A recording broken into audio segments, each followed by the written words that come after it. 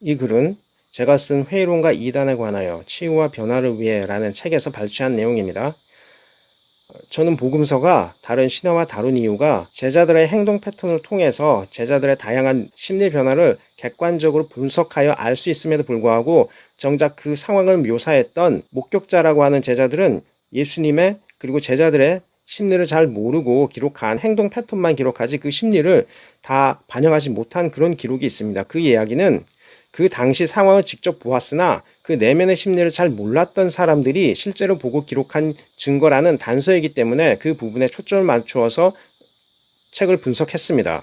그러한 패턴은 다른 신화에는 잘 나타나지 않습니다. 예수님께서 잡히시던 그때부터 사람들의 심리가 급격하게 변하여서 마음속으로는 예수님을 체포하고 죽일 생각을 가지고 있었으나 그것을 실행하기엔 좀 어렵다라고 생각했지만 예수님께서 가룟 유다의 배신을 지적하시니까 그렇게 되면 실행해야겠다라는 생각에 당황한 상황에서 자신들이 계획했던 것들을 추진하려 했습니다. 예수님을 죽이려 했지만 분명히 계획은 있었지만 그것들을 예상치 못한 상황에서 당황해서 속전속결로 추진하는 그런 모습을 보였기 때문에 그곳에서 목격자 증언으로서의 당시 상황을 직접 보았던 목격자 증언으로서의 사실성이 있다고 생각해서 그러한 관점으로 복음서를 계속 분석하고 있었습니다.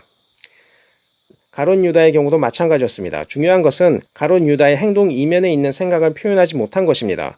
목격자나 필사가 모두 가룟 유다 밖에서 그의 행동만 보았지 심리 묘사는 없습니다.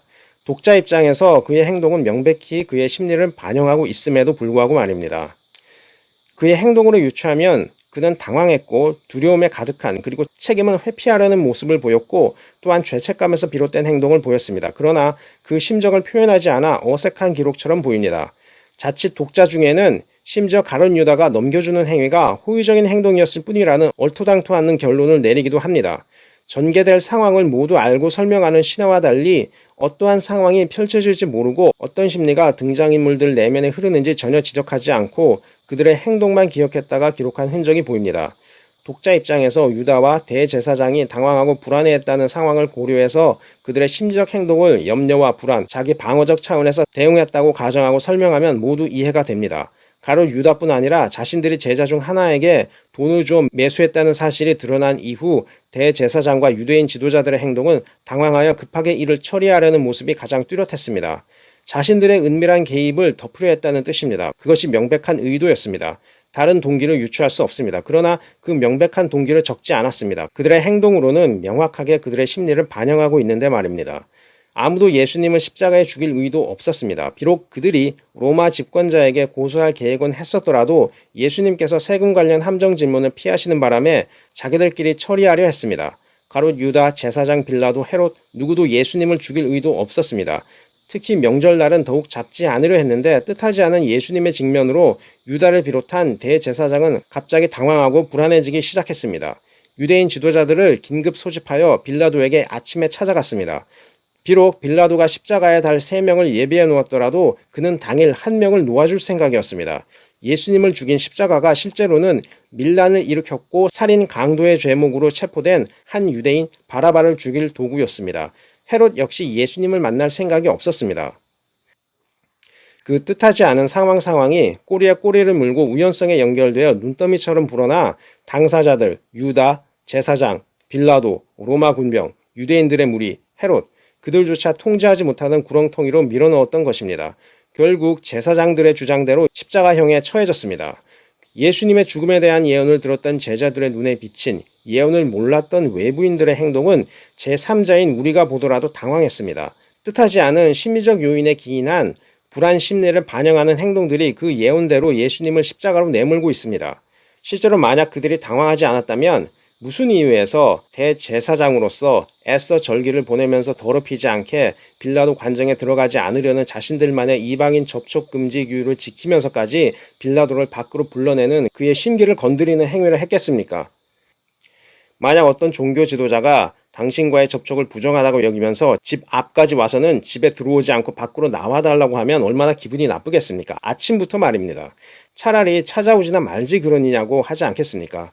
빌라도 역시 처음에는 그렇게 대답했습니다. 너희들 법대로 하라고 보내려고 했습니다. 이방인의 관저에 들어가지 않으려는 자기들만의 규율을 지키려 했다면 차라리 오지 않는 것이 좋았을 텐데 그 규율을 어겨서라도 만나기는 해야 할 일이 터진 것입니다. 자신의 종교 신념에 반하는 행위를 철저히 지키면서 어떻게 해서든지 그 테두리 안에서 최대한 로마 총독 빌라도를 만나 예수님을 죽일 수 있는 명분을 찾으려 하니 반역죄밖에 없고 유대인들을 선동하여 같은 배에 타게 하고는 빌라도를 압박하여 공개적으로 십자가에 처형하는 방법 외에는 길이 없다고 여겼던 것입니다. 유대인들은 예수님을 그리스도로 믿고 있는데 자신들의 법으로는 죽일 수 없고 로마 법대로라면 반역자라고 죽일 수 있으니 그렇게 하려 한 것입니다. 예수님을 당장 어떻게 해서라도 죽여야 한다는 일념을 드러냈습니다.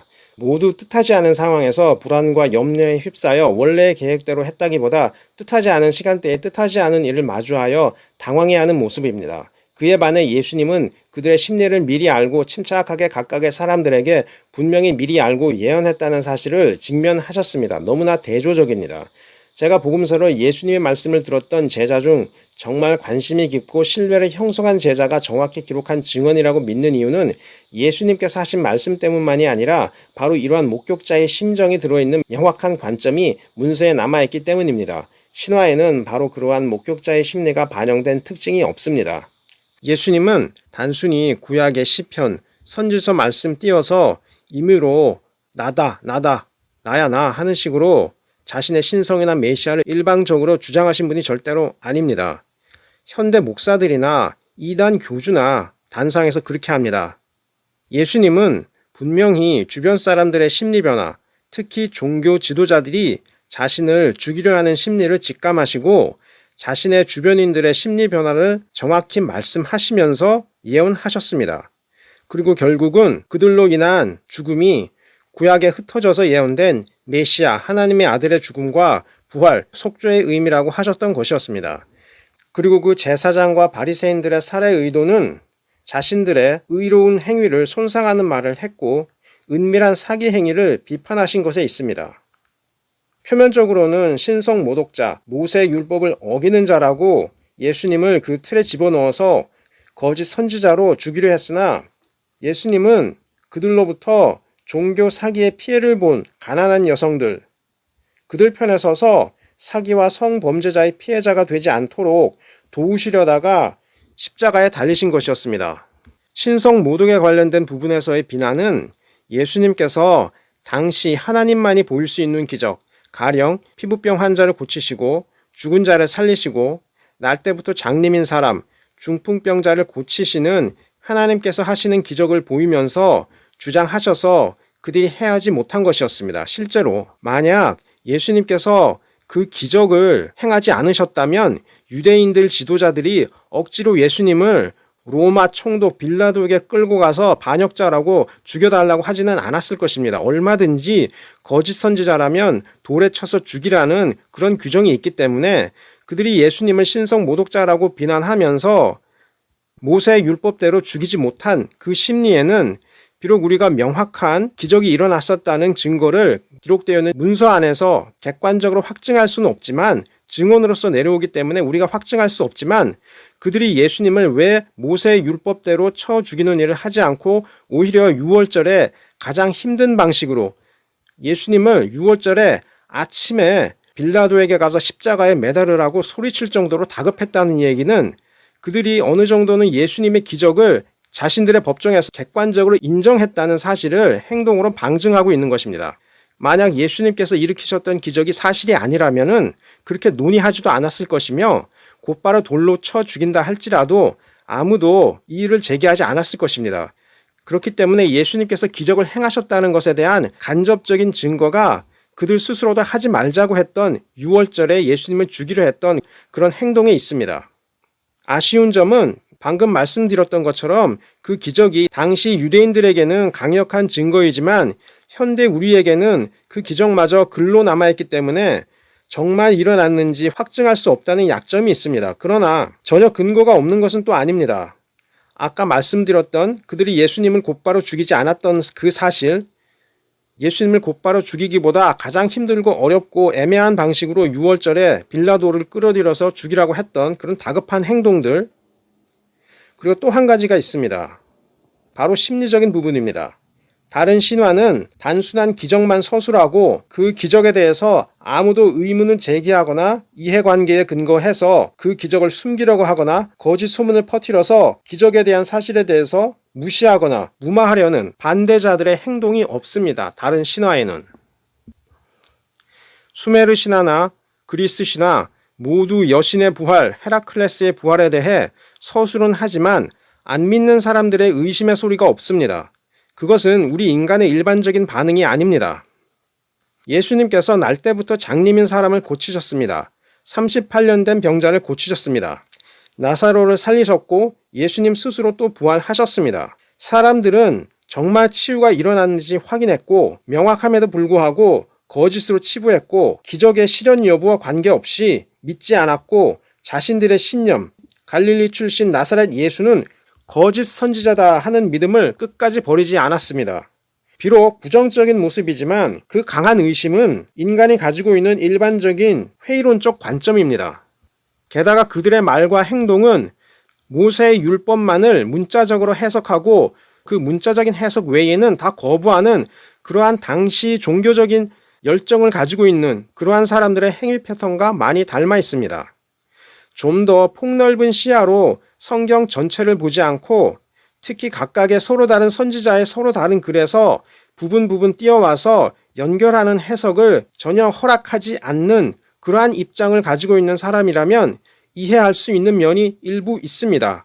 그렇다면 당시 유대 율법을 알고 있었고 문자적으로 해석하는 유대 제사장과 예수님께서 확실히 만나셨다는 강한 증거이고 그들 중 한 명, 사도 바울이 제자들의 설득에 의해서가 아닌 예수님 자신에 의해 기독교로 개종해서 서신서를 기록했다는 역사적 증거입니다. 그리고 모든 복음서에서 예수님께서는 주변인들의 마음을 아셨다고 기록합니다. 그렇다면 기적의 실현 여부는 확증하기 어렵더라도 예수님께서 마음을 알고 대화하셨던 그 대화 속에서 어떤 의도를 가지고 대화하셨는지 심리 분석이 발달된 현대인들이 더 잘 이해할 수 있습니다. 실제로 예수님은 니고데모, 사마리아 여인, 베드로, 야이로, 삭개오, 심지어 가룟 유다 모두에게 그들이 묻기도 전에 먼저 질문하시면서 그 질문이 곧 그들이 들었어야 할 문제 해결의 열쇠임을 깨닫게 하시는 인본주의 심리학자의 대화법으로 대화하셨습니다. 니고데모에게는 거듭남의 비밀을 먼저 말씀하셨습니다. 그가 질문하기도 전에. 사마리아 여인에게는 지금 사는 남자 남편 아니야. 내가 진실해. 그렇게 말씀하셨고 베드로에게는 나를 다른 제자들보다 더 사랑하지? 야이로에게는 아무에게도 말하지 마. 삭개오에게는 내가 내 집에 갈 것이다. 예수님께서 그 말씀을 하시자 주변 사람들은 세리집에 들어간다고 중얼거리기 시작했다고 합니다. 그러니까 세리 같은 사람에게는 집에조차 안 가지 말아야 되는 사람이라는 그런 차별의식이 있었던 거예요. 그러다 보니까 삭개오도 그러한 차별의식을 가지고 있었겠죠. 그런데 예수님은 그가 들었어야 할, 그러나 한 번도 들어보지 못했던 말을 함으로 인해서 그의 마음을 열어주시는 그런 방식으로 대화하셨습니다.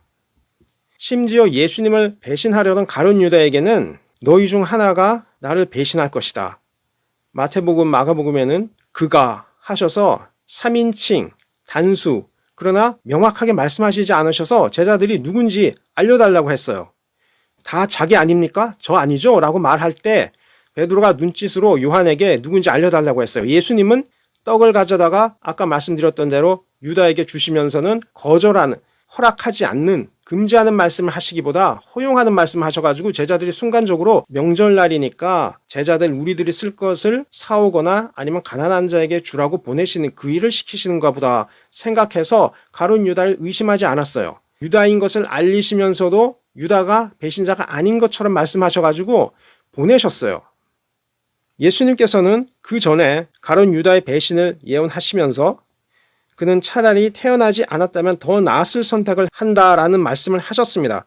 곧 자살을 말하는 거죠. 우리도 만약 어떤 사람이 자살을 하게 되면 차라리 태어나지나 말지 왜 나한테서 태어나서 자살이라는 선택을 해서 나에게 더 큰 아픔을 주냐, 이런 말을 하거든요. 그러니까 예수님께서 가룟 유다를 저주했기 때문이 아니라 가룟 유다가 어떤 선택을 할 것을 아시고 부모의 마음으로 차라리 태어나지도 않았더라면 나에게 더 아픔이 없었을 텐데 왜 나한테 태어나서 자살로 생을 마감하느냐, 그런 아픈 마음을 드러내신 거예요. 절대로 저주한 게 아니라. 어쨌든 부정적이지만 예수님께서 가룟 유다의 모든 걸 예언하셨죠. 이렇게 예수님은 주변 인물들의 심리 변화에 맞는 말씀을 하셨습니다. 그리고 그 말씀을 들은 이들은 근심을 벗어버렸고 응답을 얻었습니다. 불행을 선택한 이들은 그 선택의 결과를 졌습니다. 이 역시 다른 신화에는 나타나지 않는 예수님만의 대화법입니다. 단순히 마음의 생각만 기술한 것이 아닙니다. 신화에도 그 정도는 있습니다. 예수님은 상대방의 기억 중에 그들의 자아상과 신앙에 큰 영향을 미친 충격적 사건, 수치심을 느끼는 사건의 기억을 떠올리게 하셨으나 그 기억을 긍정적 기억으로 바꾸시는 공감, 지지하시는 방식으로 말씀하셔서 그들이 자신의 자아 정체성을 긍정적으로 보도록 하셨습니다. 그 사랑의 태도가 중요합니다. 사마리아 여인에게는 그동안 지냈던 남자 그리고 현재 살고 있는 남자조차도 남편이 아니라고 여긴 것, 그 사실을 언급하시면서 내가 진실해 라고 개인 주관적인 평가를 덧붙여 주셨습니다. 만약 내가 진실해 하는 예수님의 주관적인 공감이 없었으면 수치심을 느꼈을 지적이었습니다. 사실만 나열하면은 부끄러움을 느끼는데 네가 진실해 라고 말해 주시니까, 적극적으로 지지해 주시니까 그 말을 듣고 정서가 긍정적으로 바뀌었고 예수님을 선지자죠 이렇게 인정하게 된 것입니다.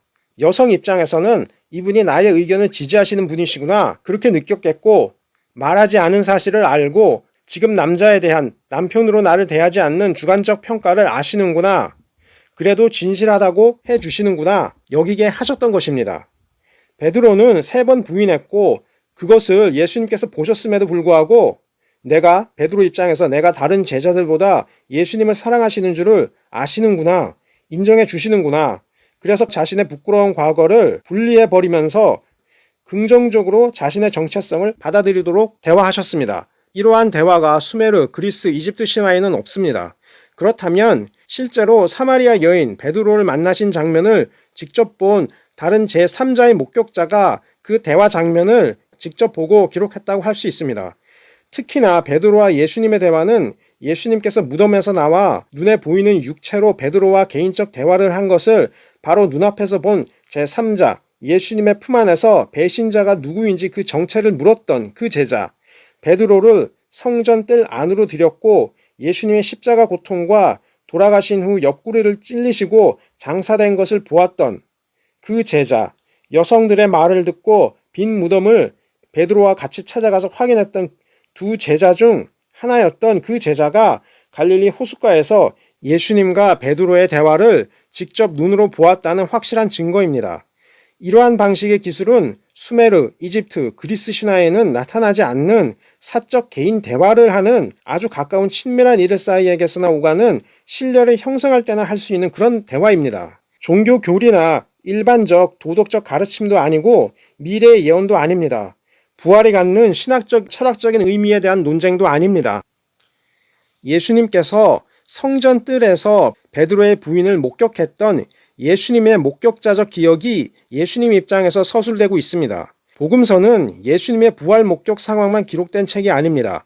예수님께서 보았던 베드로의 당시 심정을 이해하는 목격자적 기억이 예수님 입장에서 서술되고 있는 장면을 그 둘을 아는 제3자 제자 목격자가 보고 기억하고 남긴 것입니다.